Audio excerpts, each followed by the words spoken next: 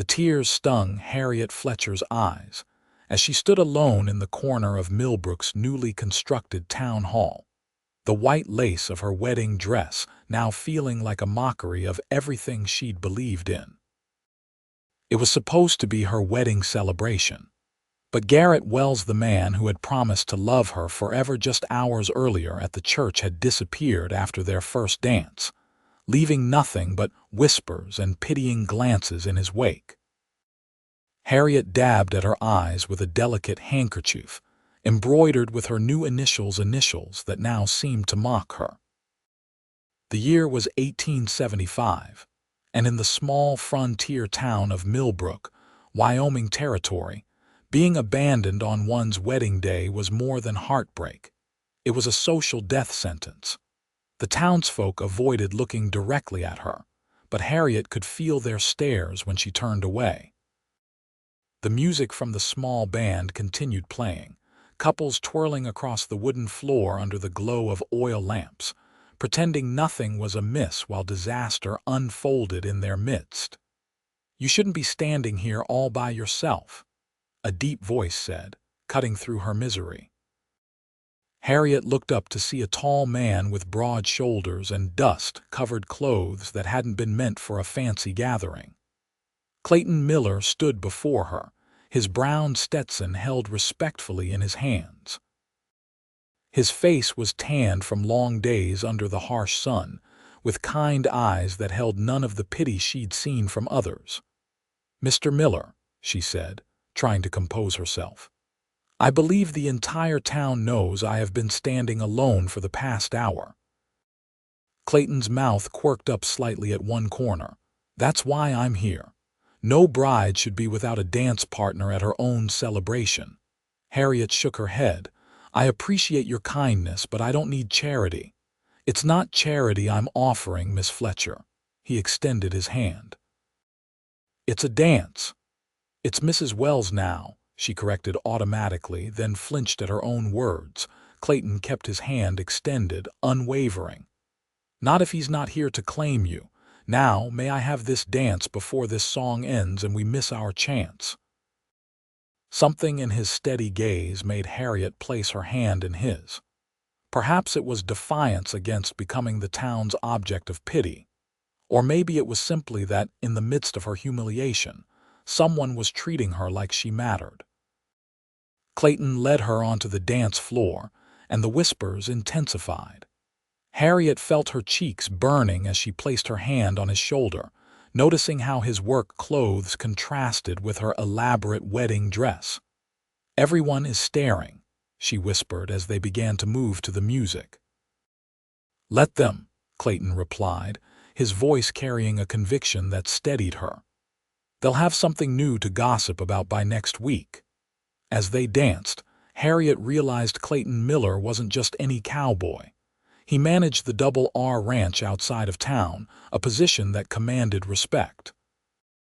He'd never been one for town gatherings or social events, preferring the company of cattle and cowboys to that of townsfolk. "Why are you doing this?" she asked as they moved across the floor. Clayton's eyes met hers directly. "Because 6 years ago, my bride didn't show up to our wedding at all. I know what it's like to stand alone when you're supposed to be standing with someone." The admission struck Harriet silent. She'd been so young then, barely arrived in Millbrook, that she'd never heard this story. "I'm sorry," she finally said. "Don't be. Best thing that never happened to me."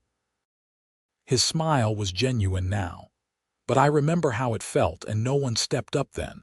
I'm just doing what I wish someone had done for me." The song ended, but before Harriet could step away, Clayton kept her hand in his. "Another?" he asked as the band started a livelier tune. Don't think," he interrupted gently. "Just dance." And so she did. They danced the next song and then another. With each dance, Harriet felt the weight of abandonment lifting slightly from her shoulders. Clayton proved to be surprisingly graceful for a man who spent his days on horseback, and his conversation was a welcome distraction. "I heard your ranch had trouble with cattle rustlers last spring," she said during their fourth dance. Clayton nodded. Lost 20 head before we caught them. Sheriff Blake did right by us, though. My father mentioned you tracked them for 2 days. Your father has a tendency to exaggerate. It was 1 day and a night. His expression turned curious. You know about the ranch? Harriet felt her cheeks warm. I teach at the schoolhouse. Your foreman's son, Tommy, is quite proud of where his father works. He talks about the double R constantly. Clayton laughed, a rich sound that drew glances from nearby dancers. Tommy's going to be a fine cowhand one day if his mother ever lets him near a horse.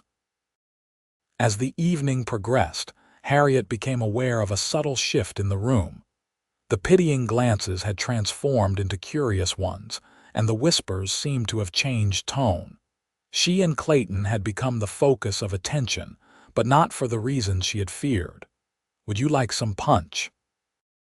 Clayton asked after their 6th dance. Harriet nodded gratefully, her throat parched from dancing and conversation. As Clayton went to fetch their refreshments, Harriet's friend Sophia hurried over. What are you doing? Sophia whispered urgently. Dancing, Harriet replied simply. With Clayton Miller. He hasn't attended a town social in years, and now he's danced with you 6 times in a row. Sophia's eyes were wide with excitement. Do you know what people are saying? I can imagine, Harriet said dryly. They're saying Garrett Wells might have done you a favor by running off. Sophia squeezed her hand. Clayton Miller is worth 10 of Garrett. Before Harriet could respond, Clayton returned with 2 cups of punch. Sophia stepped away with a meaningful glance that made Harriet blush. Your friend seems concerned, Clayton observed, handing her a cup. Harriet took a sip of the sweet liquid. She's just surprised to see me dancing. Only surprised. His eyes held a hint of amusement. I would have thought scandalized might be more accurate. That too, Harriet admitted. But I find I don't care as much as I should. Clayton's expression softened. Good. They continued dancing as the evening wore on. The town elders began to leave, followed by families with children. Still, Clayton asked for each dance, and Harriet found herself agreeing every time. Don't you need to rest? She asked after their 10th dance. Do you? He countered. Harriet considered. Her feet ached in her white satin shoes, and her elaborate hairstyle had begun to come undone, but she didn't want to stop. No, she decided. I don't. As midnight approached, the band began to play slower, more intimate songs. Fewer couples remained on the floor, and Harriet became conscious of Clayton's hand at her waist, the warmth of him as they moved together. People will talk, she murmured as he drew her slightly closer for a waltz. People always talk, he replied. Especially in small towns. Question is, do you care what they say? Harriet thought about Garrett, who had cared deeply about appearances and respectability. It was one of the things that had attracted her to him, his concern for proper behavior and social standing. Now she wondered if perhaps that concern had been more important to him than she was. I'm beginning to think I don't, she said honestly. Clayton's smile warmed his eyes. Then we'll keep dancing. By 1 in the morning, only a handful of people remained. The band members exchanged glances, clearly wondering when they could pack up their instruments and go home. I think we've exhausted the musicians, Harriet said with a small laugh. Clayton glanced over at them. One more song, he called, pulling a gold coin from his pocket and tossing it to the piano player, who caught it with a grin. One more it is, the man agreed, and the band struck up a gentle melody. That was generous, Harriet said as they began to dance. They've earned it, Clayton replied. So have you, for dancing, for showing everyone that you're stronger than they thought. Harriet felt something shift inside her at his words. No one had ever described her as strong before. Dutiful, kind, proper, these were the compliments she usually received. Strength had never been something others saw in her, nor something she had seen in herself. When the final song ended, the band packed up quickly. The few remaining guests bid them good night, leaving Harriet and Clayton alone in the hall with only the caretaker, who was beginning to extinguish the lamps. "I should get home," Harriet said reluctantly. Clayton nodded. "I'll walk you." Outside, the night air was cool and crisp. Stars glittered overhead, and the full moon cast enough light to illuminate their path through Millbrook's quiet streets. Harriet was acutely aware of Clayton beside her, his tall figure a steady presence. "Thank you," she said as they walked, "for saving me from humiliation tonight." Clayton shook his head. "You weren't the one who should have been humiliated." They reached her father's house where she had been living and would continue to live now that her marriage had failed before it truly began. A light still burned in the window. Her father was waiting up for her. "Will you be all right?" Clayton asked, his voice gentle. Harriet looked up at the house that was still her home. "Eventually," she said, "though I'm not looking forward to facing everyone tomorrow." "Then don't." Clayton's suggestion surprised her. "Come out to the ranch instead. We're having a Sunday picnic for the Hands and their families. Tommy would be thrilled to see his teacher outside of school." Harriet hesitated. Accepting such an invitation would surely set tongues wagging even more. "Think about it," Clayton said, seeming to read her hesitation. "I'll ride into town around noon. If you decide to come, I'll be here." He took her hand and raised it to his lips, pressing a gentle kiss to her knuckles that sent an unexpected warmth through her. "Good night, Harriet Fletcher," he said, deliberately using her maiden name. "Good night, Clayton Miller," she replied, finding herself smiling for the first time since Garrett had disappeared. Harriet watched him walk away, his figure gradually fading into the darkness. Then she turned and entered her father's house, preparing herself for the questions she knew would come. The next morning, Harriet woke to the sound of voices downstairs. Her father was speaking to someone, their tones hushed but urgent. She dressed quickly in a simple blue dress, leaving behind the white wedding gown that lay crumpled on a chair. When she descended the stairs, she found her father sitting at the kitchen table with Sheriff Blake. "Harriet," her father said, rising to his feet, "the sheriff has news." Sheriff Blake removed his hat. "Miss Fletcher, we found Garrett Wells this morning." Harriet's heart stuttered. "Is he?" "He's alive," the sheriff assured her quickly. "But he's in trouble. We caught him trying to leave town with money from the bank, money that wasn't his to take." Harriet sank into a chair. "What?" Sheriff Blake's expression was grim. "Seems Wells has been embezzling from the bank for months." When the bank manager started asking questions, he figured he'd better run.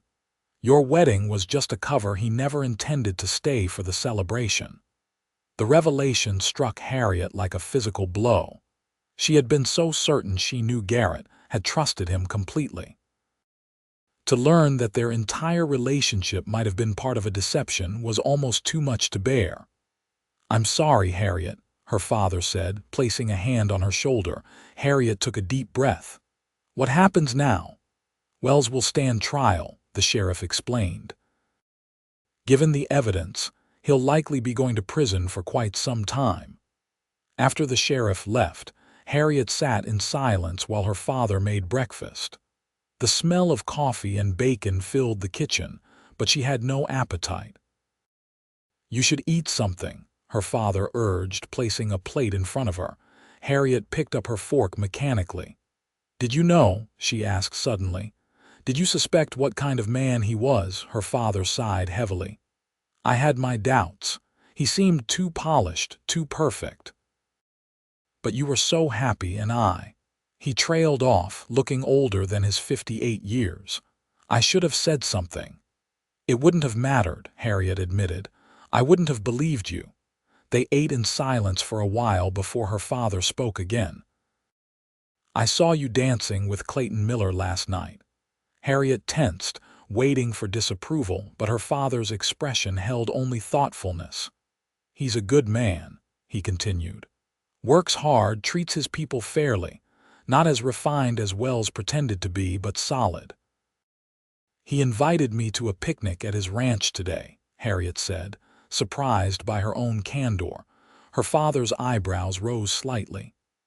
Are you going? Harriet considered the question. Yesterday, she had been Mrs. Garrett Wells for approximately 6 hours before her husband abandoned her. Today, she was Harriet Fletcher again, humiliated, deceived, but somehow still standing. Yes, she decided. I believe I am. At noon, Harriet was waiting on the porch when Clayton rode up on a chestnut gelding. He wore clean clothes today, though still simple and practical rather than fashionable. His face brightened when he saw her. You decided to come, he said, sounding genuinely pleased. I did, Harriet replied, though I should warn you there's been a development. Clayton dismounted and tied his horse to the hitching post. I heard news travels fast. Then you know my husband of 6 hours is a thief who never intended to stay married to me. Harriet was surprised by the steadiness of her own voice. Clayton nodded. I know that Garrett Wells is a fool who didn't recognize what he had. The simple statement, delivered without dramatics, touched Harriet deeply. Thank you, she said softly. Clayton offered his hand. Ready for that picnic? Harriet took his hand and allowed him to help her onto the horse. She settled behind him, hesitantly placing her hands at his waist as they set off toward the Double R Ranch. The ranch was located 5 miles outside of town, a sprawling property with a main house, bunkhouse, barn, and various outbuildings. As they approached, Harriet could see tables set up under the trees, loaded with food. Children ran playing between them while adults sat talking and laughing. It's beautiful, she said as they rode through the main gate. It's home, Clayton replied simply. When they arrived, Tommy, the foreman's son, spotted them immediately. Miss Fletcher, he called, running toward them. You came to our picnic. Clayton helped Harriet dismount, his hands lingering at her waist for just a moment longer than necessary. I wouldn't have missed it, Harriet told Tommy with a smile. The afternoon passed pleasantly. The ranch hands and their families welcomed Harriet warmly, making no mention of her wedding or its aftermath. Clayton introduced her to everyone, his hand occasionally coming to rest at the small of her back as they moved through the gathering. After the meal, while the children played games and the adults relaxed in the shade, Clayton took Harriet on a tour of the ranch. He showed her the barn with its fine horses, the cattle pens, and finally, the main house. This is where you live? Harriet asked as they entered the spacious cabin. Clayton nodded. It's not fancy, but it suits me. The house was simply furnished but comfortable, with large windows that let in ample light. Bookshelves lined one wall, filled with volumes that surprised Harriet. You enjoy reading, she observed, running her fingers along the spines. When there's time, Clayton acknowledged. Winter evenings are long out here. Harriet pulled out a well-worn copy of Tennyson's poems. This is one of my favorites, Clayton smiled. Mine too. They returned to the picnic where someone had brought out a fiddle. Music filled the air and couples began to dance on the packed earth in front of the bunkhouse. One more dance? Clayton asked, his eyes twinkling. Harriet laughed. Haven't you had enough of dancing with me? Not nearly, he replied, taking her hand. They danced as the sun began to set, casting golden light across the ranch. Harriet was aware of curious glances, but they were kind rather than judgmental. These people respected Clayton, and by extension they accepted her. As dusk fell, lanterns were lit around the yard. The celebration continued, but Clayton led Harriet away from the crowd, toward a small rise that overlooked the property. I wanted to show you this, he said as they reached the top. Harriet gasped softly. From this vantage point, she could see the entire ranch spread out below them, the lights from the lanterns creating a warm glow in the gathering darkness. Beyond, the vast Wyoming landscape stretched to the horizon, bathed in the last light of day. "It's breathtaking," she whispered. "This is where I come to think," Clayton said, standing beside her, "where I make the big decisions." Harriet turned to look at him. "What kind of decisions?" Clayton met her gaze steadily. "Like whether to attend a town dance when I'd avoided them for years. Or whether to ask a woman I've admired from afar to come to a picnic at my ranch." "You've admired me?" Harriet asked, surprised. "Since you came to teach at the school 3 years ago," Clayton admitted. "I've watched you with the children when I've come to town. You're patient and kind, but firm when you need to be, the kind of person who makes others better just by being around them." Harriet felt her cheeks warm. "I had no idea." "I never said anything because you were courting Wells," Clayton continued, "and I respected that. But when I saw you standing alone at that dance—" He paused, his expression serious. "I couldn't stay away any longer." "I'm glad you didn't," Harriet said softly. Clayton took her hand gently. "Harriet, I know it's too soon. You've been through a terrible ordeal, and the last thing you need is another man making declarations. But I want you to know that I'll be here, whenever you're ready, if you're ever ready." Harriet looked down at their joined hands, then back up at his face. In Clayton's eyes, she saw something she'd never truly seen in Garrett's genuine care for her, not just for how she appeared to others or what she represented. "Thank you," she said, "for understanding that I need time." Clayton nodded, beginning to release her hand, but Harriet held on. "But perhaps," she continued carefully, "not as much time as you might think." A slow smile spread across Clayton's face, making his eyes crinkle at the corners. "Is that so?" "Yesterday taught me that life can change in an instant," Harriet said. "Sometimes for the worse, but sometimes—" She squeezed his hand. "Sometimes for the better." Clayton brought her hand to his lips again, just as he had the night before, but this time Harriet felt the promise in the gesture. The following month saw Harriet becoming a frequent visitor to the Double R Ranch.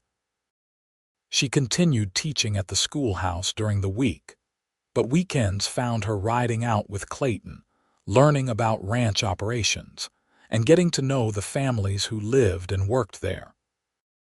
Harriet's father approved of the developing relationship, telling her privately that he'd always thought Clayton Miller was the kind of man who would make a good husband and father. The town gossips eventually found new subjects to discuss, especially after Garrett Wells was sentenced to 15 years in prison and transferred to a facility in Denver. As autumn turned to winter, Clayton began courting Harriet properly. He came to town for dinner with her and her father. He escorted her to church on Sundays, and at Christmas, he presented her with a finely crafted wooden bookcase for her classroom, built with his own hands. "For all those books you're always talking about getting for your students," he explained when she unwrapped it. Harriet was touched by the thoughtful gift, knowing how many hours he must have spent on it despite his busy schedule at the ranch. Winter gave way to spring, and with the warming weather came new growth and possibilities. One evening in April, nearly a year after her disastrous wedding, Clayton invited Harriet for a ride to their special spot overlooking the ranch. The wildflowers were beginning to bloom, painting the landscape with splashes of color. As they reached the overlook, Harriet noticed something different. A small wooden bench had been placed there, facing the view. "When did you build this?" she asked, running her hand along the smooth surface. "Last week," Clayton replied. "I thought it might be nice to have a place to sit and watch the sunset." They sat together on the bench, watching as the sun began its descent toward the horizon. Clayton seemed unusually quiet, and Harriet could sense a tension in him that wasn't normally there. "Is everything all right?" she asked. Clayton took a deep breath. "Harriet, there's something I need to ask you." He reached into his pocket and pulled out a small box. Harriet's heart began to race as he opened it, revealing a simple but beautiful gold ring with a small pearl. "I know your last experience with marriage wasn't what you deserved," Clayton said, his voice steady despite the emotion in his eyes.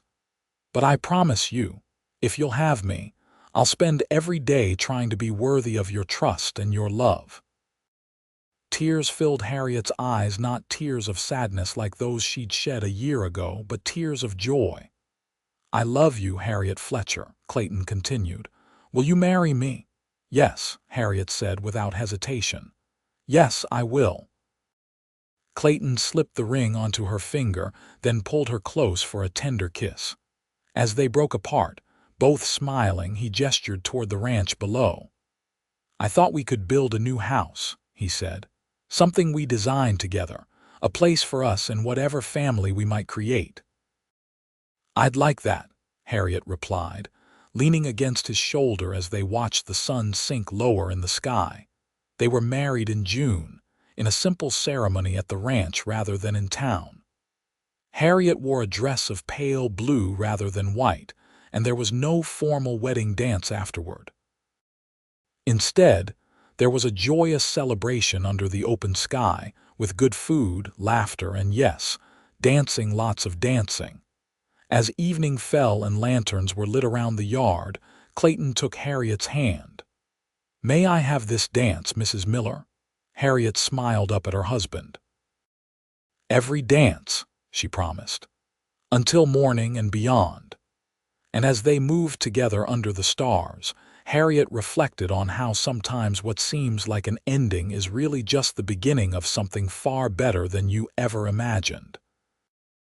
A year ago, she had stood abandoned and in tears, believing her life was over. Now, in the arms of a man who had proven his worth with every step they'd taken together, she knew it had only just begun. 5 years later, the Double R Ranch had prospered under Clayton and Harriet's combined efforts. The new house they had built stood proud on a gentle rise, with large windows that looked out over the land they both loved. Inside, laughter filled the rooms, the laughter of their 3-year-old daughter, Emma, and their 1-year-old son, James. Harriet continued to teach, though now she did so in a small schoolhouse they had built on the ranch for the children of the workers. She found as much fulfillment in this as she had in the town school, perhaps more, as she could now balance her passion for education with her love for her family and the ranch. And on warm summer evenings, when the children were asleep and the work was done, Clayton and Harriet would often walk hand in hand to their special overlook. Sometimes they would talk about the future, their dreams for their children and the ranch. Other times, they would simply sit in comfortable silence on the bench that had witnessed their engagement, watching the sun set over the land that had brought them together. And occasionally, Clayton would pull Harriet to her feet and take her in his arms, dancing slowly with no music but the whisper of the wind through the grass, and the beating of their hearts, a reminder of that first night when a dance had changed everything, turning tears into joy and loss into love that would last all their days.